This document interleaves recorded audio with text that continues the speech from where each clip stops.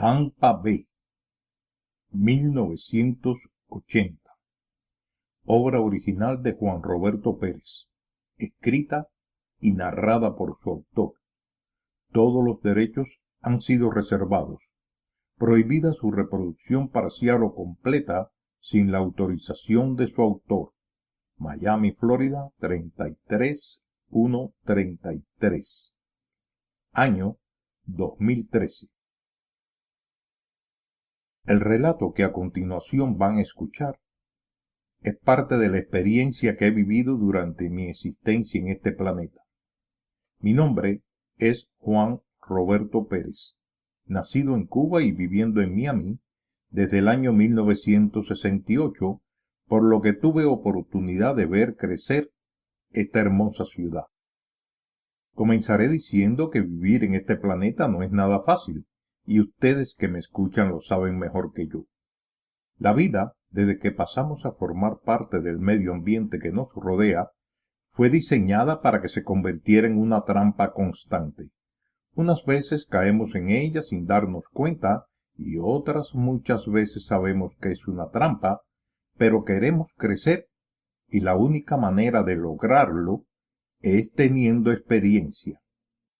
Y esto solo se logra viviendo. Decía una persona que la experiencia eran los golpes de la vida. Durante mis 70 años de experiencia, he podido ver personas a mi alrededor que han tenido que regresar donde el Creador para renovarse y luego los he podido volver a encontrar, luciendo su nueva envoltura carnal. Así, aquella familia que un día dejé en Cuba y que allí murieron, sin volverlos a ver, hoy viven a mi alrededor. Pero lo increíble de mi relato es que para muchos esto no existe, y es que todos no tenemos la misma evolución espiritual. En mi caso, llevo viviendo en el planeta millones de años. Entender la vida y lo que ella encierra no es nada fácil, y más ahora que la confusión está a la orden del día. Unas veces con buena intención y otras con conocimiento de los hechos. Hoy, al igual que ayer, son muchos los que creen conocer la verdad. Sin embargo, la amplitud de la misma no nos permite ver el horizonte. La verdad pudiera compararse a una regla de esas que marcan las pulgadas y el centímetro. Así, cuando vemos o escuchamos algo, podemos someterla a la medida de la regla y ver dónde comienza la medida y dónde termina. Lo que es igual a verdad y mentira. No existe la verdad completa, porque lo que existe no existe. Todo eso que vemos, tocamos y que creemos que nuestros 5 sentidos nos dice de qué se trata, es sólo una manifestación momentánea de una verdad relativa. Hoy son muchos los que estudian la física cuántica, y es que ésta abrió una nueva forma de ver lo que nos rodea. He podido ver de cerca la maldad humana. Han sido muchas las veces que ella ha tratado de detenerme, utilizando para ello un sinnúmero indeterminado de miserables, los cuales, con hipocresía, me han ido educando para que reconozca que estos funcionan como una legión. Cada trampa me ha permitido conocer la naturaleza humana. He perdonado una y otra vez a los que han creído que se pueden enfrentar a mí. Unas veces mandados por gobiernos y otras por compañías que con tal de satisfacer sus ambiciones personales han llegado a cometer las más horribles bajezas. Quizás, si hubiese estado solo, ellos hubieran podido destruirme. Lo que ellos desconocían era que en el año 1970 ya Juan Roberto estaba cansado de vivir en este planeta, por lo que le permitió a otra entidad el ocupar su cuerpo. Sorpresa, ¿verdad? Muchos de ustedes dirán que eso no se puede hacer. Bueno, no todos lo pueden hacer. Esa es la gran diferencia. Yo había nacido y crecido para, llegado el momento, entregar mi cuerpo para que una entidad superior lo ocupara sin necesidad de vivir todo lo que yo había tenido que pasar. Así, en esos 7 años, la entidad se encargó de educar a mi cerebro de conocimientos altamente superiores a los que el resto de las personas conocían. En el 1977, exactamente en julio 7, debería de morir. Durante esos años, todo lo que hablaba era de religión. En ese tiempo manejaba un camión lleno de bebida alcohólica y tenía que entrar en bares desde Vero Beach hasta Key West. Durante ese tiempo lo que vi daba pena. El mundo era una combinación de horribles lugares con lugares hermosos, ya que también hacía paradas en los country clubs. Uno de los preferidos míos era en la ciudad de Boynton Beach, cerca de Military Road. Allí pude ver un matrimonio a las 7 de la mañana salir de su casa en un carrito de golf y detenerse para conmigo disfrutar aquel espectáculo sensacional que producía la neblina que cubría todo el campo de golf. Así como la carretera, los árboles parecían estar sobre el cielo, el cual había descendido a la tierra. Aquel día la pareja de hombres mayores y yo pudimos ver que no todo era malo. El hombre canoso, mientras abrazaba a su esposa, me dijo: ¿Es que acaso esto no es un paraíso? Ese día comprendí lo que era la magia que nos envolvía y lo que era más importante: nunca rompas el hechizo, ya que cuando iba a contestarle y decirle que él estaba viviendo en el paraíso, la realidad se impuso y todo volvió a la normalidad. Se había desintegrado la magia que se nos había manifestado. Mundo relativo. Cuando llegué a la cocina del country club, me encontré con uno de los empleados afuera. Este estaba fumándose un cigarro. Cuando le pregunté si había visto lo que había ocurrido, este me dijo sencillamente que no había visto nada y que yo estaba mojado porque el sistema de regadío estaba funcionando.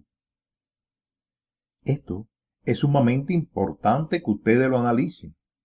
La belleza que nos rodea solo la contemplan los que tienen ojos en el alma. El alma no es el espíritu. Tengan eso siempre presente. Nuestro cuerpo está formado de 3 entidades unidas para darnos vida. El llamado soplo de vida es nuestra alma. Nuestro cuerpo físico es sostenido por un cuerpo espiritual. El espíritu no evoluciona, quien lo hace es el alma. Esta se nutre de toda la información y experiencia que en nuestro andar vamos recogiendo. Existen espíritus que se apegan tanto a la materia que prefieren vivir como parásitos en un ser que les sea familiar a su debilidad. Entonces se convierten en los llamados entes. Estos pueden crear hasta la locura si la persona es débil de mente. En mis obras voy dando a conocer diferentes conocimientos adquiridos en esos 7 años. Volviendo a los sucesos del 7/7 del 77, en que debía de morir, y que nunca se me olvida porque era lunes y mi hijo estaba ese día conmigo. Como mi ex esposa vivía cerca de mi trabajo, pensaba llevarle el niño y luego continuar hacia el trabajo. Para muchos que conocían la historia, esperaban impaciente para ver lo que sucedería. Aquella mañana manejaba por la I-95 cuando las 2 gomas del frente del auto explotaron en el mismo instante y me vi arrimado al costado del centro. Como estaba cerca de la salida, cargué a mi hijo y con él en los brazos crucé la carretera, la cual, para mi asombro, no tenía tráfico ninguno. En mi mente estaba el buscar un teléfono para pedir ayuda. Recordemos que en esa época no existían los celulares. El garaje que había a la salida tenía teléfono, pero le habían arrancado los cables y el negocio estaba cerrado, por lo que tuve que regresar hacia el auto.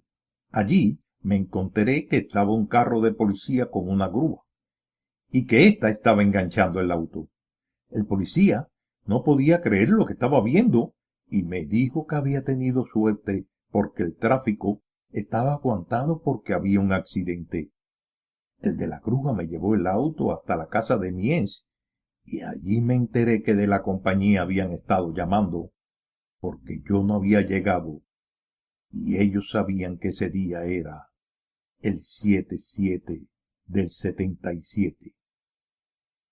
Desde la casa de la ex llamé a la compañía para decirle lo ocurrido y ellos me dieron el día libre para que resolviera lo de las gomas. También llamé a mi mamá, la cual había vivido un momento de angustia. El martes, por la noche, cuando llegué a la casa de mi mamá, ésta me informó que esperando el ómnibus, una señora conocida de ella le había informado el día tan horrible que había pasado el lunes. Mi madre quedó asombrada cuando aquella señora le explicó que un sobrino durante años había dicho que ese día él moriría. El domingo, Billy Graham, pastor protestante, decía en la televisión que solamente en Estados Unidos 777 personas decían ser Jesucristo y que morirían el 7/7 del 77. Sé que te estás riendo. Claro que es para reírse. Sin embargo, los que participamos de ese experimento sabemos lo maravilloso que fue esa experiencia. Así es, aquello no había sido otra cosa que el primer experimento a nivel internacional de control mental, y la forma fácil de conocer los resultados era enviar una señal de baja frecuencia, donde los de la nueva era entrarían en contacto con diferentes entidades, supuestamente guías espirituales. Para otro, esos serían los maestros ascendidos que habían regresado para enseñar el camino. Una verdadera locura espiritual de gran desenvergadura que duraría hasta nuestro tiempo. Las religiones se fragmentaron y nuevas corrientes religiosas brotaron a todos los niveles del planeta. Los nuevos apóstoles, mesías y gurú dominaban la prensa de aquella época.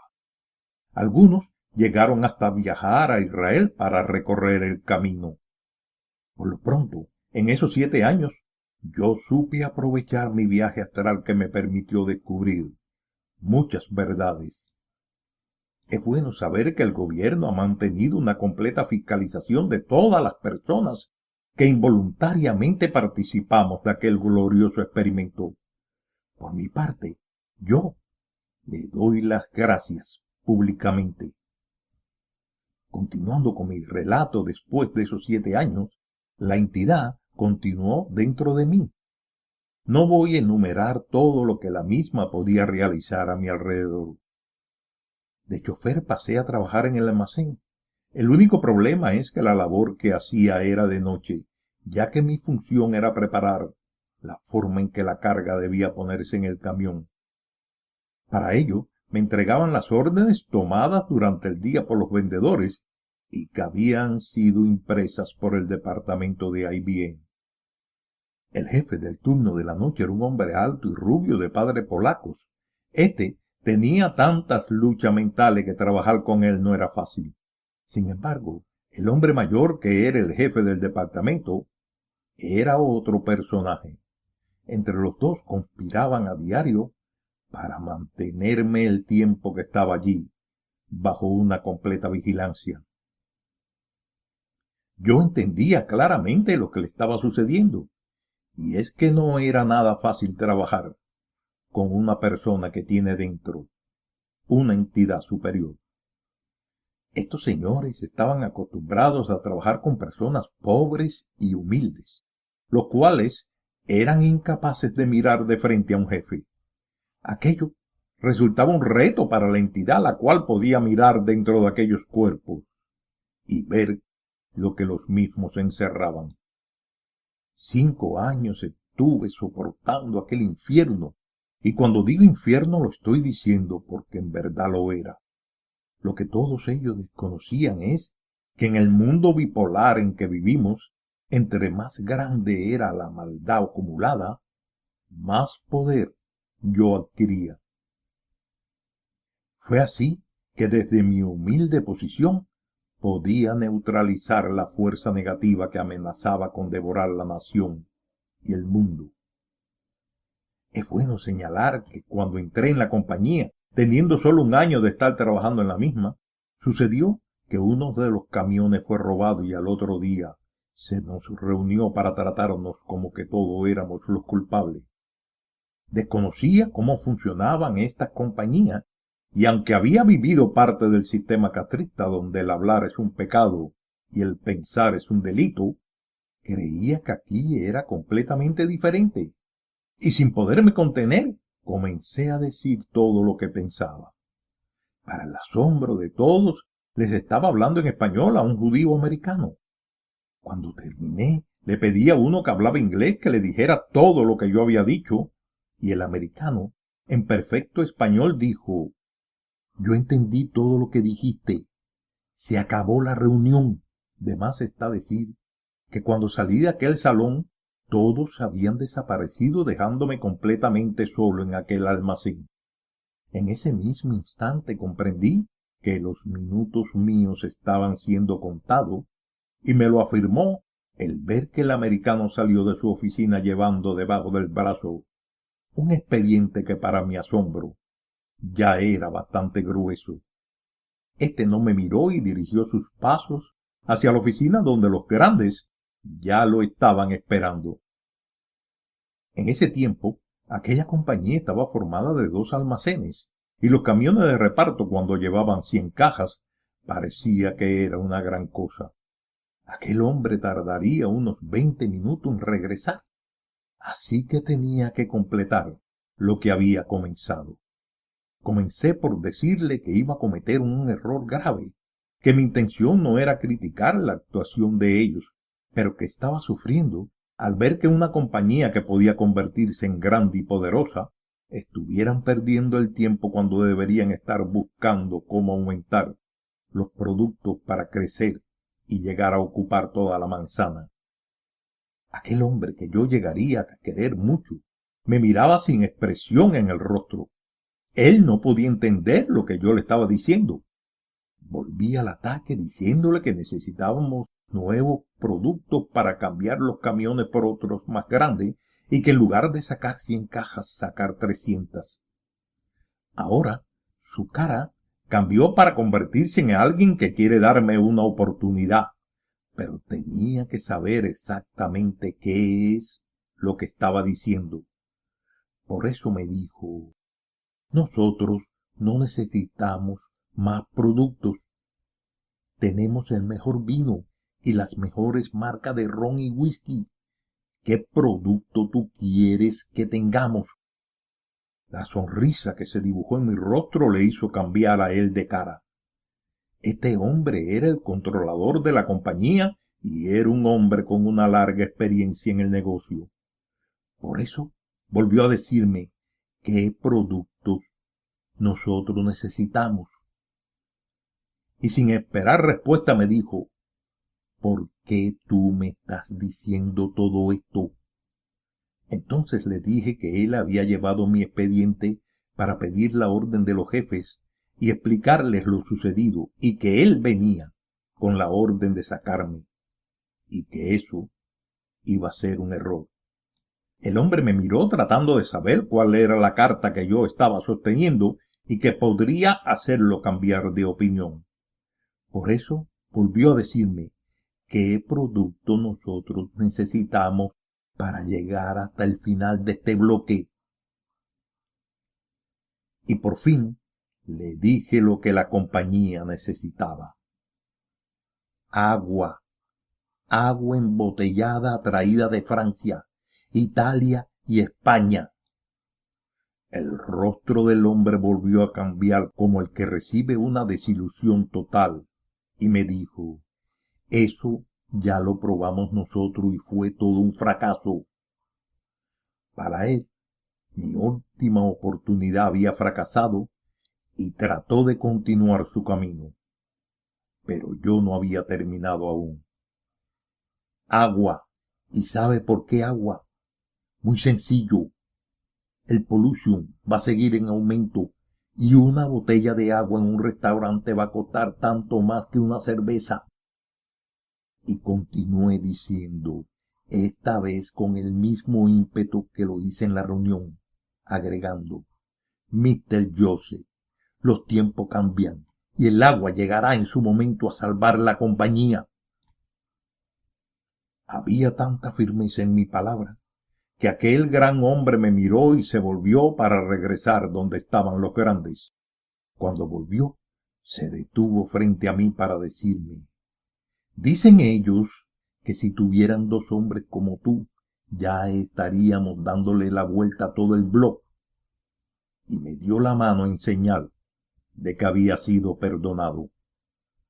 Cuando él se alejó hacia su oficina, comenzaron a dejarse ver los rostros de aquellos que decían ser mis amigos, todos preguntándose por qué me habían dado la mano. Pero bueno, volvamos al turno de por la noche. De más está decir que los comentarios y elogios de los americanos que allí trabajaban, los cuales no se ocultaban para decir lo perfecto que yo hacía mi trabajo. El cambio lo había logrado desde mi humilde posición. Ni yo mismo podía entender cómo yo armaba esos invoices de manera que cuando contaban las cajas, la diferencia entre un camión y otro eran de varias cajas. Nadie podía entender cómo era posible que los choferes pudieran repartir todas las cajas sin traer ninguna parada para el otro día. En su afán de conocer mi secreto, me traían a personas para que trabajaran detrás de mí, separando los invoices. Así, esto podían sacar un perfil psicológico de mis personas. Entonces, comencé a llevar los más variados libros, los cuales ellos se encargaban a mi espalda en mirar y quedar sumamente asombrados, ya que esto eran tanto de magia, I Ching, mitología, en fin, no era material de lectura para cualquier persona. Sin yo verlos, ellos mismos no podían detenerse hasta preguntarme si yo entendía todo lo que allí decía, a lo que les contestaba que le preguntaran al jefe de los camioneros si yo, cuando repartía la carga, no llevaba conmigo 2 o 3 libros, y que todos se reían, porque con las cajas y paradas que yo sacaba, ellos sabían que era imposible tener tiempo de leer. Lo que nunca supieron ellos es que la entidad no necesitaba leer. Para ella era suficiente el que yo manejara con una mano, mientras la otra la ponía arriba de los libros. Así podía recoger el pensamiento de la persona que había creado el mismo, y digo crear, porque toda la creación es pensamiento antes de ser plasmada en aquellas hojas. Pero ellos no estaban conformes. Y así me vi una noche acompañado de un joven vecino del jefe, buscando una caja de vino que nadie la había podido encontrar y que según el inventario había 2 en el almacén. Aquello representaba una burla. Primero, porque habían 4 almacenes, ya que la compañía había llegado a tener el bloque completo y se estaba planificando el automatizar todo el sistema para cargar más camiones en menos tiempo. Además, se nos dio un carrito de golf. Y si pensamos que cada andamio de metal tenía 5 pisos llenos de palets, estamos hablando de muchos miles de cajas. Por eso le dije al joven que se detuviera y éste me preguntó que si la había visto. A lo que respondí que yo no pensaba buscar lo que los profesionales que se conocían todo el almacén no habían podido encontrar, que lo que quería era tener una buena luz y que allí había lo que necesitaba para leer el libro que llevaba en el bolsillo. Y para su asombro, éste me vio que yo sacaba un pequeño libro que no se imaginaba ni por un momento llevaba conmigo. A lo lejos un forlis cruzó y se detuvo para mirar que nosotros estábamos parados. Luego éste se puso en movimiento y se alejó. El joven me dijo, ese lo mandaron para que nos buscara. Ahora nos van a llamar por el autoparlante para preguntarnos por la caja. Y así fue. Al momento se escuchó la voz del segundo jefe pidiéndonos que fuéramos al frente donde se cargaban los camiones. Cuando estuvimos frente a él, me dijo que la caja iba para la casa de Julio Iglesias y que había que encontrarla, que era un compromiso del jefe mayor. Traté de decirle que era imposible encontrar nosotros lo que otros que se dedicaban a ese trabajo no habían podido, y mucho menos con un carrito de golf. Su contesta fue que había que encontrarla y que faltaban por cargar pocos camiones. Así volvimos los dos a movernos por aquellas filas interminables que llenaban aquellos almacenes. El joven no sabía lo que yo estaba haciendo, por lo que me preguntó que por dónde empezábamos, y le dije que saliera de ese almacén y entrara en el otro. Y así recorrimos todos los almacenes de bebida hasta llegar donde tenían solamente el agua. Por lo que éste me dijo, aquí no puede estar, este almacén es solo para el agua. A lo que contesté que era el lugar perfecto para que nadie nos buscara. Entonces le dije que se parara allí, donde había un gran farol que alumbraba más que los demás. Pero esta vez me bajé del carrito de golf y me subí en aquellos andamios de metal hasta llegar arriba. Entonces le dije, Chateau Lafite Rochal 1961, 2 cajas. Ve dónde está el forlí para que venga a buscarla. Aquel joven solo decía, no puede ser, tengo que verlas. Y así se subió hasta llegar y contemplar las 2 cajas escondidas en aquel lugar donde nadie nunca las encontraría. Y sin poderse contener, solo atinaba a decir que si no lo veo, no lo creo. La encontraste sin buscarla. Cuando se entere mi vecino, esto va a ser algo imponente. Estaban cargando el último camión y me fui al baño. Cuando salí del mismo, ya la noticia la había regado el del Forlí y todos me miraban como el que han visto un fantasma. Afuera, sorprendí al joven hablando con su vecino el jefe, el cual me miró con cara de asombro al escuchar las palabras que éste le estaba diciendo. Te juro que él no buscó las cajas, solo dio vuelta a todos los almacenes y se paró donde ellas estaban. Esto es increíble. Al otro día solo estábamos el segundo jefe del turno de la noche y yo. El viejo que trabajaba conmigo no vino a trabajar y el jefe tampoco. Y para arreglarlo todo, los invoices no estarían hasta las 11 de la noche. Por lo visto, la noche iba a convertirse en una pesadilla. Así que le dije al segundo jefe que me mandara 2 personas más para que separaran los invoices. Entonces, iba a tener 3 separando, uno contando las cajas que iban en cada ruta y otro que se encargaría de llevar para afuera lo que ya estaba listo para empezar a trabajar. De más está decir que el segundo jefe se rió y me dijo que él también iba a separar los invoices, porque él quería estar presente cuando yo comenzara a separar los invoices. Para ser franco, si hoy me ofrecieran una fortuna para que lo volviera a hacer, seguiría pobre. Pero para aquella entidad no había obstáculo y allí de pie, teniendo en mis manos aquellos grupos interminables de papeles, mis manos sacaban y cambiaban de posición los invoices y sin detenerme a pensar en lo que había hecho, lo daba a contar. Y para asombro del que estaba haciendo esta labor, todos tenían casi la misma cantidad, llegando él a preguntarme que si yo estaba contando las cajas. Cuando terminé de hacer la ruta, habían 47 camiones, de los cuales 45 ya estaban cargados.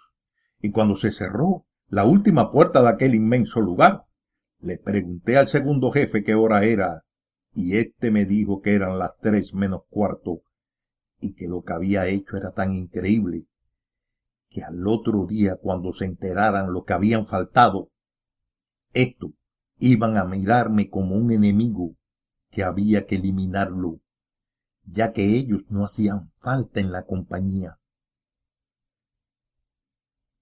Pero había algo más por ver y era cuántas cajas no iban a ser repartidas.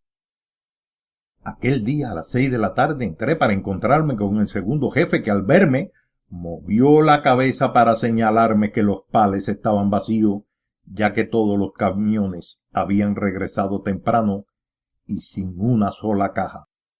Por lo que se me acercó y para que nadie escuchara me dijo: esto que hiciste anoche te va a costar el puesto.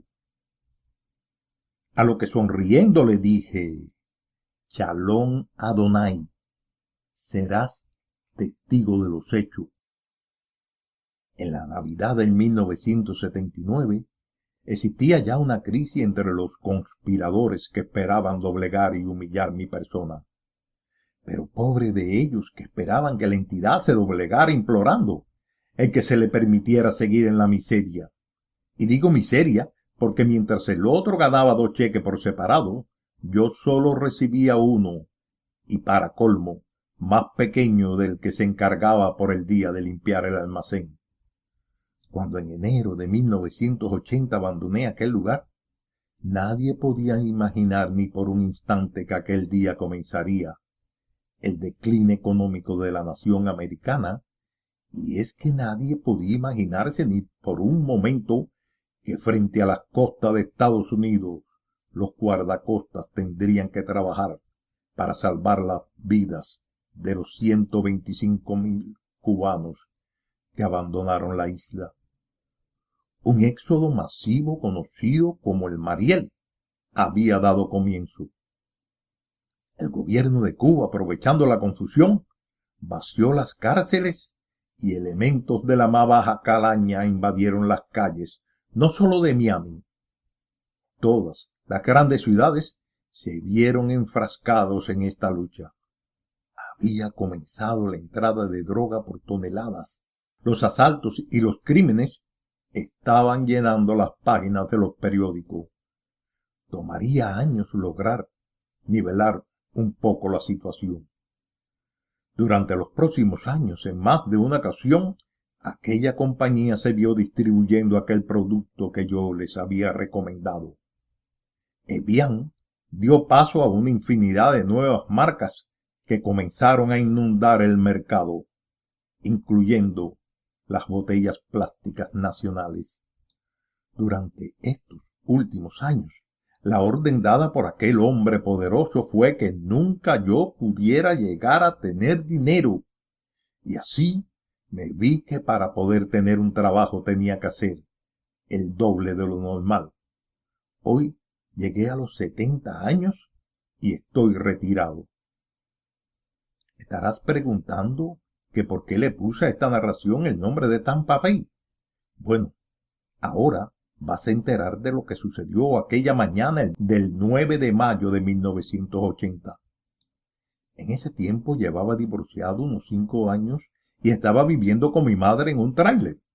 A las 6 de la mañana mi madre comenzó a tratar de que me despertara. Mis movimientos en la cama le estaban diciendo que yo estaba teniendo una pesadilla horrible. Cuando logré regresar a mi cuerpo, mis ojos estaban demostrando que acababa de vivir algo terrible. Fui a hablarle, pero ella me interrumpió, pidiéndome que me levantara, me lavara la boca y la cara para que me desayunara, mientras le contaba lo que me había sucedido. Sentado en la pequeña mesa, comencé a relatarle lo que acababa de vivir. Estos son los hechos vividos por mí. De la oscuridad surgieron gritos horribles implorando la presencia de Dios. La neblina todo lo envolvía. Sin embargo, pude ver que un auto caía al agua y detrás un camión y luego un ómnibus. No podía saber lo que estaba sucediendo. Sin embargo, como podía volar, penetré dentro de las aguas para encontrar que dentro del ómnibus, entre hierros, había una cantidad de personas muertas, las cuales estaban destrozadas. Lo que más me impactó era que habían jóvenes. La escena era aterradora y salí para ver aquel auto que caía desde lo alto del puente. Entonces me di cuenta que se había caído parte del mismo y que la neblina no le dejaba ver lo que había sucedido. Me vi volando hasta el borde de aquel puente de hierro y para mi asombro se estaba aproximando un auto. Podía ver sus luces acercarse lentamente. Corrí hacia él y para su asombro, éste me atropelló y creyendo él que necesitaba ayuda, detuvo su auto para encontrarse que lo había hecho precisamente en el borde de aquel precipicio. Mi madre estaba asombrada con el relato que le acababa de decir, por lo que se levantó para volverme a dar otro poco de café, quizás con el ánimo de ayudarme a despertar. Automáticamente pasó frente al radio y lo encendió, en el momento que el locutor daba la noticia de lo ocurrido aquella siniestra mañana en el puente de Tampa. Ella me miró con asombro al decirme: «Eso que estás diciendo es lo que me acabas de contar. Creo que los demás se salvaron porque Dios te mandó para que intervinieras». Sin poder contener, 2 lágrimas brotaron de mis ojos cuando le dije: «Si hubiera llegado minutos antes, los habría salvado a todos. ¿Sabes? Si Dios me permitió que yo salvara a los otros, Él tiene que permitirme el conocer el secreto del porqué». Mi madre me dio el café que quedaba y me dio un beso mientras me decía: «Tú me has demostrado que puedes hacer cosas que otros no pueden hacer. Así que quién sabe si Dios te permite conocer sus secretos». Años después, el viejo que trabajaba de noche conmigo y que era el jefe del departamento aquel que me había hecho la vida imposible, venía en sueño para pedirme perdón por todo lo que me había hecho. Nos abrazamos y le dije que lo perdonaba. Entonces me dijo que él no estaba solo y salió detrás de él aquel que había sido el jefe de los camioneros y que siempre se había enfrentado al jefe de la noche diciéndole que yo era el mejor. Los dos estaban felices de volverme a ver. Entonces el viejo dijo: «Quiero que lo perdones a él», y frente a mí apareció el jefe de la noche. Al otro día salí a buscar un camión de aquella compañía y me encontré con uno de los choferes que habían contratado después que me fui, por lo que éste no me conocía. Cuando le pregunté por el viejo, me dijo que hacía unos días saliendo del trabajo se había matado al chocar contra una rastra que estaba parada. Le pregunté por el jefe de la noche y me dijo que éste ya no era el jefe, que lo habían puesto a trabajar de día y que lo mantenían en un cuarto donde tenían puestos los monitores, por lo que se podía observar todos los almacenes, que aquello parecía una prisión donde te sacaban nada más por mirar dónde estaba la cámara oculta en el techo. Al otro día fui en compañía de la y nos detuvimos afuera para hablar con uno de mi época. Este al principio no me reconoció, pero cuando le recordé quién era, se puso sumamente contento diciéndome que allí se hablaba todos los días de mí, que mi cuerpo había salido de aquel lugar, pero mi recuerdo prevalecía. Le pedí que me llamara el jefe de la noche y éste vino a verme enseguida. Me fue a dar la mano, pero le di un abrazo y él sintió que lo estaba haciendo con sinceridad. Le conté cómo el viejo había venido en sueño y me pidió que viniera a verlo y que perdonara todo lo que me habían hecho. Después de aquello, regresé a mi mundo de lucha, trabajo y desempleo. Tanto los gobiernos como la humanidad han caído tan bajo que en su afán por enriquecerse atropellan y eliminan todo lo que se le interponga. En estos 5 años que llevo retirado, y gracias a la tecnología de las computadoras, he podido aprender y educarme, agrandando así el conocimiento que enriquece el alma. He podido escribir parte de la experiencia vivida en mis años de existencia, aunque no todo está dicho. Han sido tantos los viajes astrales para encontrarme con mi verdadero ser que necesitaría muchos libros para dejar plasmada todo lo que encontré. Muchas veces he querido demostrarle a mis enemigos que el perdón no es cobardía, que me queda fuerza suficiente para destruir a la humanidad completa y no dejar rastro de existencia en el planeta. Sin embargo, vuelvo a darles una oportunidad y otra, porque si las razas plantadas en el planeta no se ponen de acuerdo en respetarse el uno a los otros, quizás yo no lo haga. Pero no soy el único que tiene este poder. Existen otras fuerzas que nos vigilan y ellos están viendo que nos estamos convirtiendo en un problema para la estabilidad del sistema galáctico, por lo que una acción de ellos puede llevarse a cabo. Amamos los unos a los otros. Continuemos evolucionando y no revolucionando. Últimamente se ha venido hablando del rapto. Para muchos son los buenos los que van a abandonar el planeta. Sin embargo, eso está lejos de la verdad. Son los malos, los inconformes, los ambiciosos, aquellos que pensaron que ellos eran dueño y señor de vidas y haciendas. Estos señores que creyeron que solo ellos tenían derecho a vivir. El tiempo para ellos termina. Se les dio oportunidad y no aprendieron. Ahora no importa dónde se escondan. El color de su aura los delata. Estos serán llevados y plantados en otros planetas donde la evolución está comenzando. Su castigo es caminar naciendo y muriendo y volviendo a nacer para morir dentro de aquel círculo vicioso donde encontrar el camino les tomará vivir una larga pesadilla. Si tienes oído, oye, porque ojos tienes para ver lo que te está rodeando. Son muchos los que creen que si repiten una oración o un nombre, ellos estarán a salvo. Lejos están de la verdad, porque ellos manifiestan su creencia con los labios y no con el alma. Recuerda, solo encuentra la verdad quien la busca. Y antes de encontrar a Dios, encuéntrate a ti mismo. Son muchos los que han preguntado que por qué mi email es Juan el Manú. Hoy ustedes sabrán que la entidad que ocupó mi cuerpo fue el Gran Manú, una manifestación del anciano de los días. Yo soy el camino, la verdad y la vida, y quien llegue a mí tendrá vida eterna.